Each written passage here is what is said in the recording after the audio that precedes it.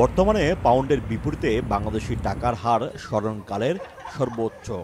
এক পাউন্ডের বিনিময়ে পাওয়া যাচ্ছে ১৬০ টাকা। সেই সাথে যুক্ত হচ্ছে ২.৫% প্রণোদনা।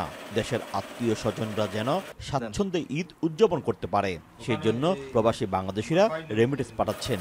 এতে অনলাইন সেবার দিকে বেশি ঝুঁকছেন প্রবাসীরা। অনলাইনে আমরা অনেক বেশি সাড়া পাচ্ছি। এখন যেটা দেখছি আমাদের এজেন্টের থেকে আমাদের অনলাইনে অনেক বেশি ট্রানজ্যাকশন হচ্ছে। টাকা পাঠাইছি আমি বাংলাদেশের জন্য, রেট ভালো এবং বাংলাদেশের লাগে আমার ফ্যামিলি সাপোর্টের লাগে আমি পয়সা পাঠাইছি।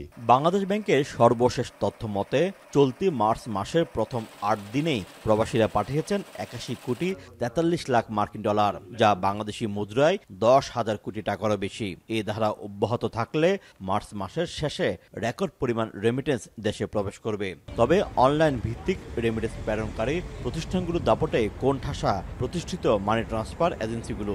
আসলে অন্যান্য বছরের তুলনায় এই বছর রেমিটেন্সের ফ্লোটা একটু কম, তো খুব সময় তো নাই, কারণ নেক্সট উইক আমরা মানডে টিউসডে পর্যন্ত পাবো। ঈদের মৌসুম যেহেতু আমরা যেভাবে আশা করছিলাম যে রেমিটেন্স ফ্লোটা এইভাবে হবে, কিন্তু আশানুরূপ এইভাবে হয় নাই। ঈদ উপলক্ষে প্রবাসীদের পাঠানো রেমিটেন্স দেশের অর্থনীতিতে ইতিবাচক প্রভাব রাখছে।